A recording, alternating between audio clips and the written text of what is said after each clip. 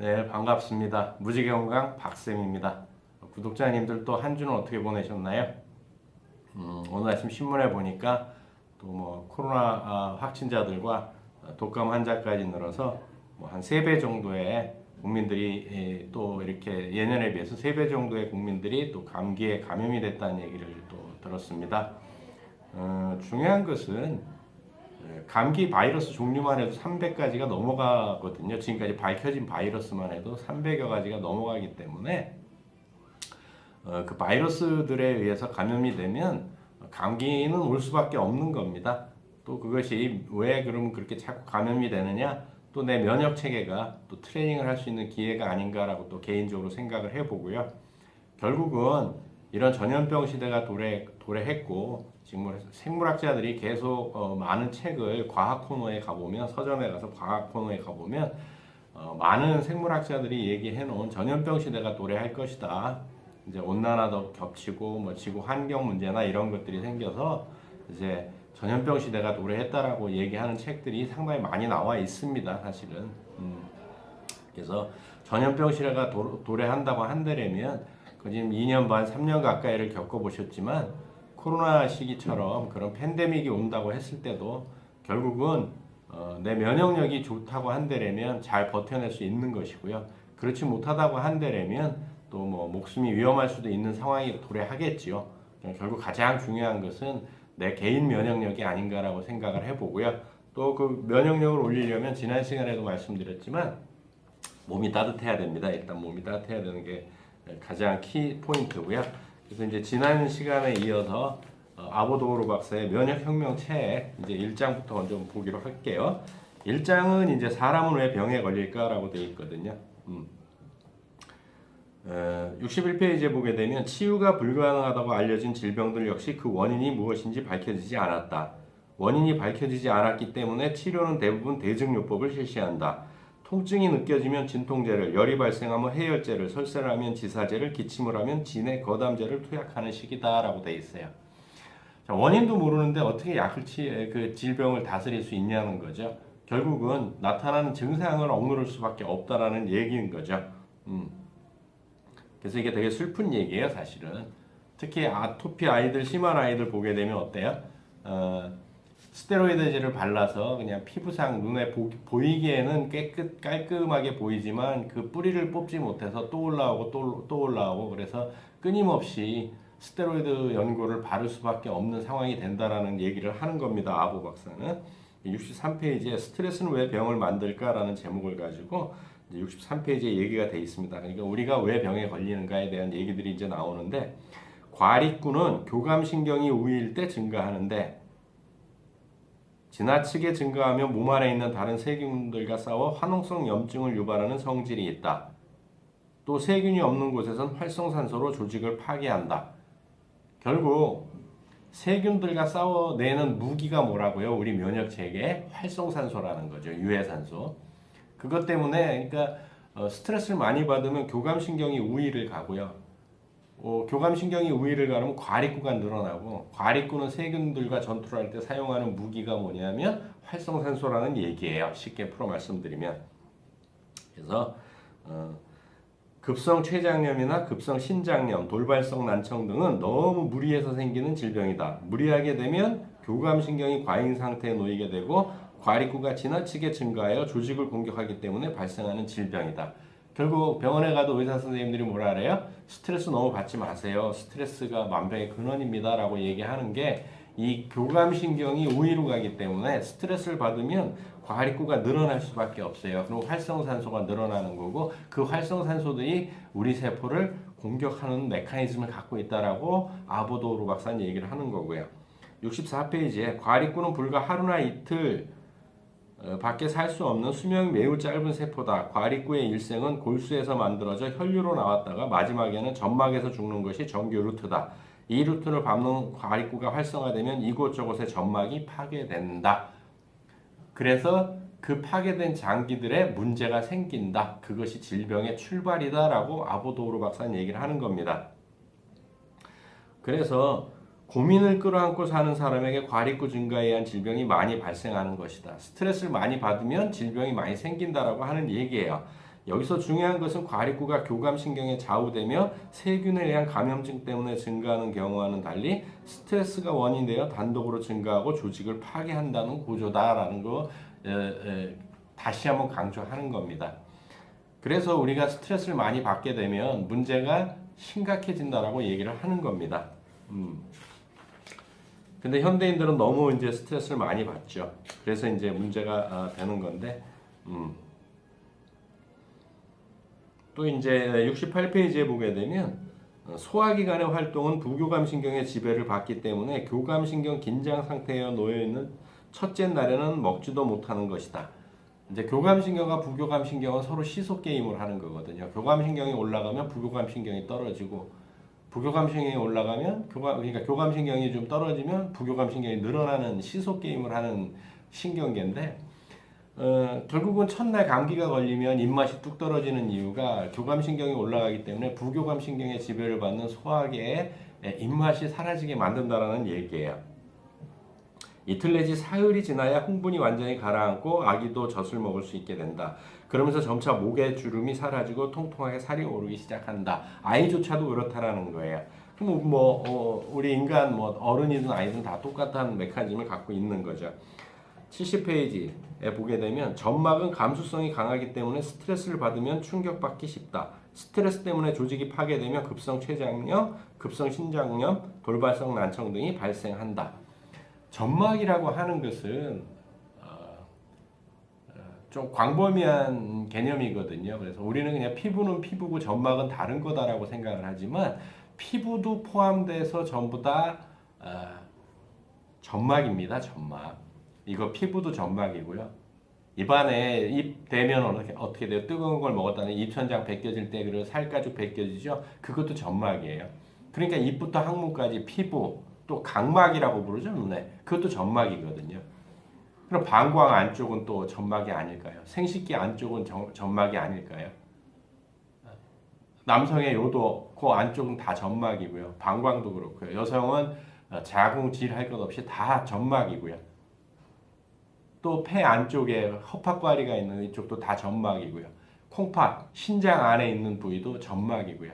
이런 부위들이 다 점막이기 때문에 과립구가 증가하게 되면 이런 점막에서 사망하는 게 뼈에서 태어나서 점막에서 사망을 하는 게 정통 루트라고 아까 얘기를 했지 않습니까? 결국 점막에서 활성산소, 유해산소를 확 뿌리고 죽는다라는 거죠. 그러면 결국 그 부위에 있는 점막에서는 전자를 잃고 그 세포는 망가지게 된다라는 얘기입니다. 71페이지에 암 유전자라는 말은 흔히 듣지만 암을 만들어내는 특별한 암 유전자가 존재하는 것은 아니다. 암 유전자란 정상세포가 증식할 때 사용되는 증식 관련 유전자다. 그 유전자에 부담을 주면 세포를 암으로 바꾸게 된다라고 아보 박사가 얘기를 합니다. 이게 또 재밌는데 교감신경이 우위로 가서 과립구가 늘어나면 그러니까 암이나 중병들이 많이 생긴다고 했지 않습니까? 근데 13페이지에 보게 되면 부교감신경이 우위를 차지하면 림프구 체질이 되는데 지나치게 우위를 차지하면 림프구가 너무 증가해서 알레르기가 발생한다라고 돼 있어요. 그래서 그 균형이 잘 맞아야 되는 거거든요. 균형은 60대 35 정도가 가장 맞는 균형입니다. 그래서 이제 그 부교감 신경이 우위로 가는 건 뭐냐면 한마디로 표현하면 지나친 안정이다. 어린아이의 경우에는 과보가 여기에 해당되고 성인인 경우에는 운동 부족과 과식이다. 이렇게 되면 부교감 신경이 우위로 간다는 얘기죠. 부교감 신경이 우위를 차지하게 되는 데는 먹는 것이 가장 빠른 방법이기 때문이다. 음식을 먹으면 굳이 원인을 제거하지 않더라도 안정을 찾을 수 있다. 그래서 스트레스를 확 받으면 음식이 땡기는 이유가 여기 있는 겁니다. 안정화를 찾기 위해서요. 그래서 부교감 신경이 우위로 가면 아토피성 피부염, 기관지 천식, 알레르기, 비염, 화분증 등이 발생한다라고 되어 있습니다. 우리가 쉽게 얘기하는 자가면역 질환들이죠. 림프구는 바이러스와 싸우는 존재로 너무 많으면 싸움이 격렬해져서 과잉 반응을 일으킨다. 그 경우 염증이 심해지고 심상치 않은 고열이 생기기 때문에 감기에 걸릴 때마다 고열을 내는 어린이는 흉선 임파 체질이라고 부르기도 한다라고 하는 거죠. 그래서 감기가 걸리면 어쨌든 과민 반응을 하게 되는 거고요. 그래서 76페이지에 보게 되면 과잉과 부족 둘 다 문제다. 균형이 잘 맞춰져야 되는 겁니다. 사실은. 아까 말씀드린 대로 교감신경이 60, 부교감신경이 35 정도로 균형이 잘 잡아져야 돼요. 77페이지에 보게 되면 간염 환자가 인터페론 치료를 받으면 과립구가 급속히 줄어든다. 인터페론 때문에 과립구가 줄어든 사람은 기운이 없고 우울증 상태에 빠지는 경우가 많다. C형 간염 환자가 인터페론 치료를 받으면서 심각한 우울증에 빠져 자살하는 현상은 흔히 볼 수 있다. 너무 갑자기 죽여버리니까 그러는 거죠. 사람의 몸에서 활성산소가 지나치게 줄면 활기 없는 사람이 되어버린다. 또 너무 휴식만 취해도 사람은 활기를 잃는다. 그러니까 적당한 스트레스를 받아야 되는 거예요. 왜 과립구가 60%의 중심을 잡아줘야 될까요?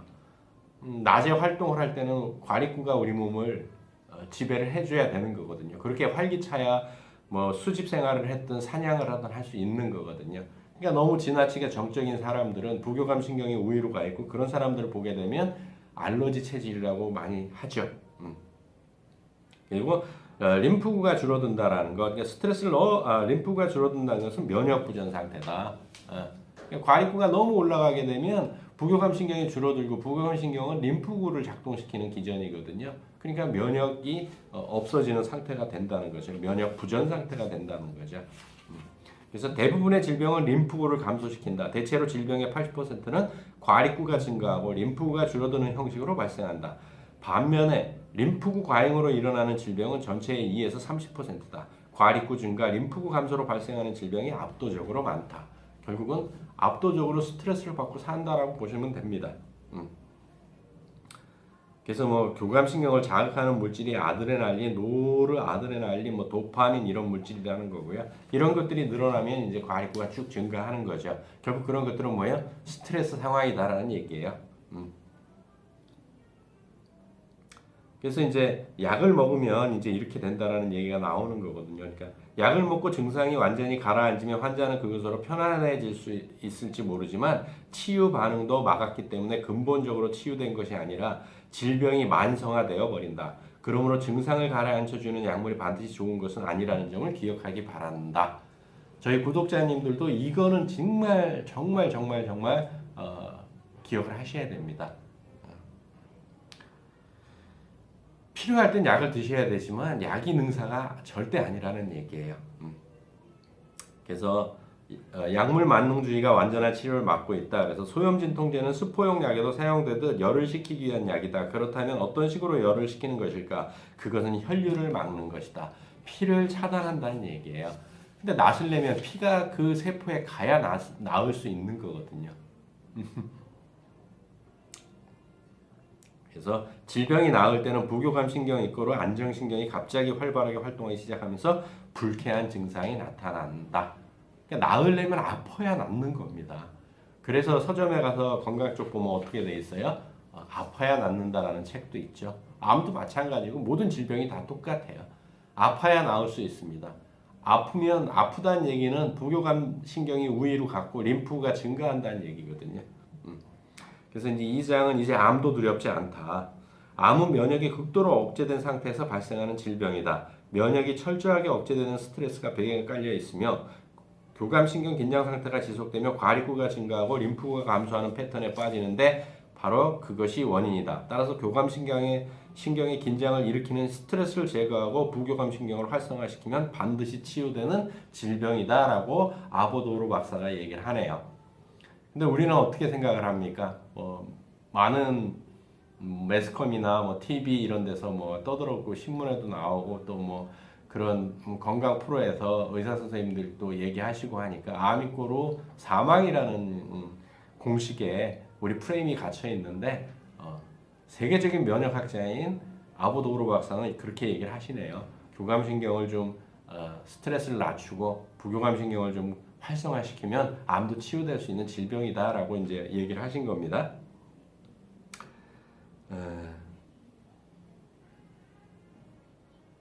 또 87페이지에 보게 되면 시민성 스트레스를 앓고 있는 사람 이외에, 그러니까 스트레스를 많이 받고 있는 사람 이외에 약물 복용으로 교감신경이 긴장 상태에 놓인 사람들도 많다라고. 그러니까 약물을 먹음으로 해서 교감신경이 우위로 가서 결국 그것이 암이나 중병으로 간다라고 얘기를 하시는 겁니다. 88페이지에 몸 안에서 암 발생의 모체가 되는 장소는 외배역으로 이루어진 장기, 그러니까 피부와 신경 이런 데의 상피, 결국 상피세포거든요. 내배역으로 이루어진 장기, 소화기관과 간 같은 데의 상피, 그런 상피들과 함께 존재하는 선 조직으로 끊임없이 조직이 재생되는 장소다. 조직이 계속 재생되다 보니까 어떻게 됩니까? 여기서 잘못 재생될 확률이 있기 때문에 거기서 돌연변이들이 생기는 거거든요. 그럼 우리 몸에서 가장 먼저 암이 발생할 수 있는 확률이 있는 곳이 어디입니까? 위장이죠. 왜냐하면 위산이 너무 강하기 때문에 3일에 한 번씩 다 갈아야 되거든요. 그럼 그 중에 잘못 삐까닥 할 수 있다는 얘기죠. 그러면 위암이 발생할 수 있다는 얘기를 아보도로 박사 얘기를 하는 겁니다. 그래서 항암 치료를 받게 되면 항암제들이 치료 기전이 어떤 거냐 하면 세포 분열이 빠른 것은 전부 암세포로 인지를 하고 공격을 하는 거거든요. 그래서 항암 치료를 하면 구토가 일어나는 이유가 거기 있습니다.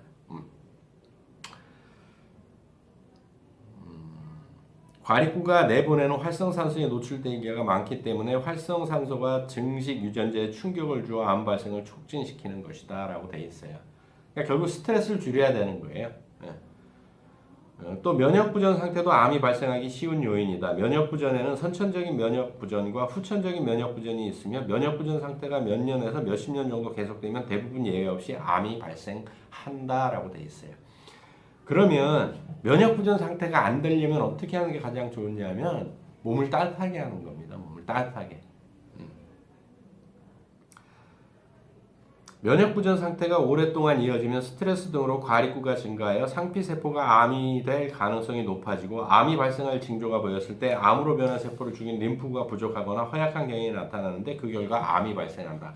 꼭 암뿐이 아니에요. 지금 이 장에서는 암에 대해서 아보도르 박사가 할애를 했기 때문에 암 얘기가 나오는 것이지 모든 질병이 다 똑같은 메커니즘을 갖고 있거든요. 그래서 90페이지에는 현대의학의 3대 요법, 암치료의 3대 요법에 대해서 얘기를 하시는데 암을 축소시킨다고 해서 그것이 진정한 치유라고 말할 수 있을까? 처음부터 왜 암이 나타나는 것인지 그 원인을 밝혀내지 않았기 때문에 이미 발생한 암을 제거하거나 축소한다 해도 본질적인 개선은 이루어지지 않는다. 원인은 그대로 두고 그것만 띄어낸다고 해서 암이 사라지냐는 얘기를 하시는 겁니다. 면역 시스템을 그러니까 암을 치료하려면 생각부터 바꿔라 그래서 면역 시스템은 신체를 지키고 이상을 감시하며 질병을 치유하는 역할을 담당하는 시스템이기 때문에 면역 시스템이 확실하게 힘을 발휘하면 암과 싸울 수 있게 된다라고 얘기를 하십니다. 또 91페이지에 보게 되면 방사선을 쬐어 림프구를 감소시키면 암세포를 불과 100개 이상 주사하는 것만으로도 암이 발생한다. 그 정도로 암세포는 림프구에 약하다. 그러니까 림프구수를 늘리는 생활을 한다면 어지간해서는 암이 생기지 않는다라고 되어 있어요. 아보 박사는 이렇게 얘기를 합니다. 사람의 몸 안에서도 매일 100만 개 정도의 암세포가 생긴다고 한다. 그런데 암이 생기지 않는 이유는 림프구의 활동 때문이다.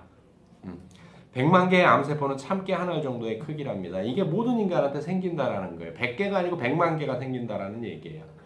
그걸 림프구들이 다 죽이는 거죠. 특히 뭐 이제 과립구 쪽에 림프구 쪽에 있는 NK 세포라고 하는 암세포만 전문적으로 죽이는 세포들이 이제 죽이는 거죠. 림프구가 활발하게 활동하고 있다면 암은 결코 발생하지 않는다라고 되어 있습니다. 그래서 의사로서 여기 이제 임상을 얘기를 해놨는데 대부분의 암 환자는 림프구 수가 30%를 밑도는 면역 억제 상태에 놓여 있다. 그런데 림프구 수가 30%를 넘어가면 자연 퇴치가 시작된다. 따라서 림프구 수를 늘려 30% 이상으로 만드는 것은 매우 의미가 깊은 일이다. 설사 퍼센트가 적더라도 림프구의 절대 수치에 주목해야 한다. 결국 림프구를 늘리려면 어떻게 한다고요? 몸을 따뜻하게 하는 거라고요. 암이 제일 싫어하는 게 열과 산소거든요.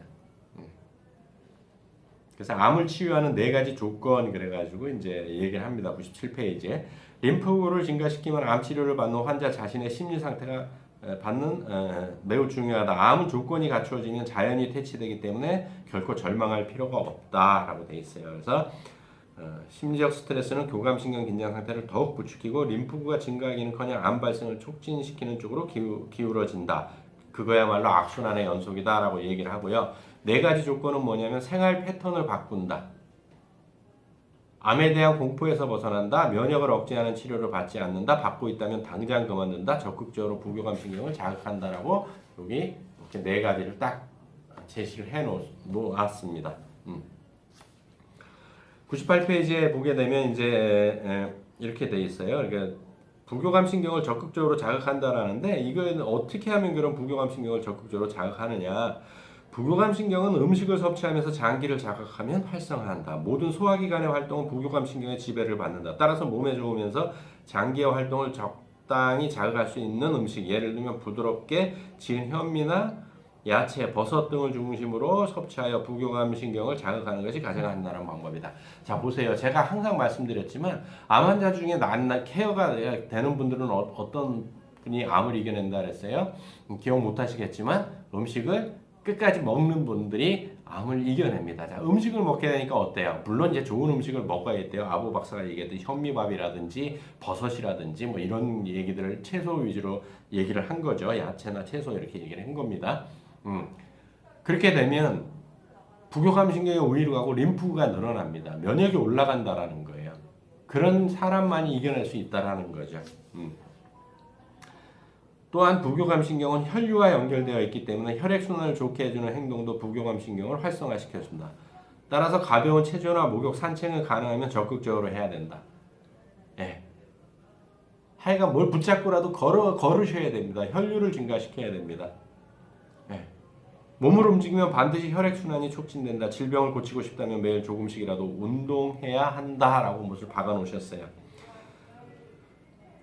또 부교감 신경을 활성화하는데 또 한 가지 중요한 것은 마음가짐이며 암에 대한 공포에서 벗어나라. 이 부분을 얘기를 하시는 거거든요. 가장 중요한 마음가짐이 웃음이다. 커슨스 박사 있죠? 그 미국의 웃음으로 치료하는 박사. 네. 그게 이제 아담 패치슨가 그래가지고 영화로는 나왔죠. 그 실제 인물을 기본으로 해서 만든 영화였거든요. 그래서 의사가 어떻게 합니까? 삐에로 복장으로 아침에 회진도 돌고 하면서 환자들을 많이 웃기죠. 웃음이 굉장히 중요한 겁니다. 100페이지에 보게 되면 웃음은 암뿐 아니라 거의 모든 질병을 치유하는 데 도움이 된다라고 돼 있어요. 그래서 이제 뭐 암 치료의 3대 요법 나오는데 수술, 그다음에 뭐 이제 항암제, 그다음에 이제 방사선 치료 얘기 나오는데 이 책에 나왔으니까 요거 잠깐 언급을 해 드릴게요. 수술 같은 경우 수술 자체가 면역을 강하게 억제시킨다. 우리가 마취를 했다고 못 느끼는 게 아니고요. 마취를 한 상태지만 우리들은 어떤 상태냐면 교감신경이 우위로 갑니다, 사실은.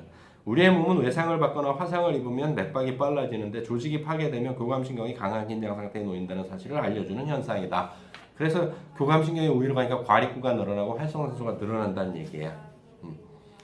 102페이지에 암 조직을 제거했다고 해서 안심해서는 안 된다. 암 발생을 촉진시키는 교감신경 긴장 상태가 유지되어 암이 생긴 것이니 그렇게 만든 상황을 개선해야 한다.